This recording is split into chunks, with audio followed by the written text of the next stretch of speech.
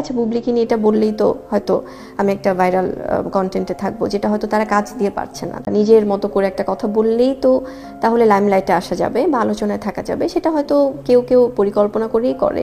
গতকাল সাংবাদিকদের মুখোমুখি হয়েছিলেন শবনম ইয়াসমিন বুবলি। সাংবাদিক বুবলিকে প্রশ্ন করেন, 2 মাস আগে শাকিব খান আপনাকে এবং ছেলে শেহজাদ খান বীরকে নিয়ে নিউ ইয়র্কে ঘুরতে গিয়েছিল।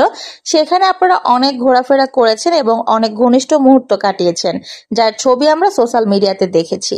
তো তার প্রেক্ষিতে তো হয়তো মনে হচ্ছে আপনি এবং শাকিব খান একসাথে আবার মিলে গেছেন বা একসাথেই আপনারা সংসার করছেন। শাকিব খানের সাথে মিলে যাওয়ার কারণে কি অপবিশ্বাসের কাছ থেকে আপনি কোনো প্রকার প্রেসার পাচ্ছেন? কারণ বিগত দিনগুলোতে আমরা দেখেছি আপনি শাকিব খানের সাথে কোনো ছবি পোস্ট করলে পরপর কিন্তু অপবিশ্বাসের কাছ থেকেও একটা ছবি বা একটা পোস্ট এসেছে।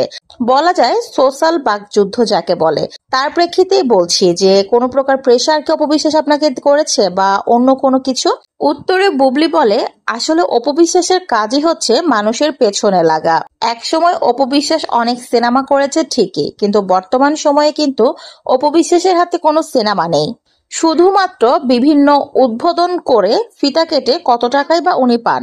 সেজন্যই উনি আমাকে নিয়ে নানান রকম কথা বলেন, কারণ আমি শাকিব খান আমাদের নিয়ে কথা বললে আসলে ভাইরাল হওয়া যায়।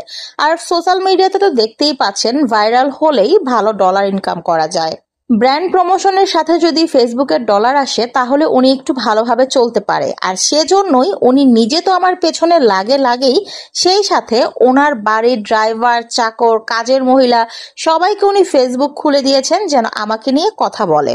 আমাকে নিয়ে কথা বললে অপবিশ্বাসের দুটো লাভ, একটা হচ্ছে সে ডলার ইনকাম করতে পারছে, আর দ্বিতীয়টা হচ্ছে আমার বদনাম করছে। বুবলি আরো বলেন, আমি কিছুদিন আগে লিগ্যাল অ্যাকশন নিয়েছিলাম, তারপর কিন্তু এগুলা অনেকটাই বন্ধ ছিল। তবে যদি অপবিশ্বাস আবারও বেশি বাড়াবাড়ি শুরু করে সেক্ষেত্রে কিন্তু আমাকে আবারও লিগ্যাল অ্যাকশনে যেতে হবে।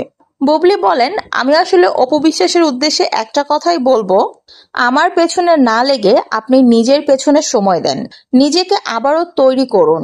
এতে করে হয়তো আপনি সামনে সিনেমা পেতে পারেন কোনো বড় বোন বা মা বা চাচির ক্যারেক্টারে, তারপরেও কিন্তু পাবেন, আর সেগুলো থেকে ভালো ইনকাম হবে, ভালোভাবে আপনি চলতে পারবেন।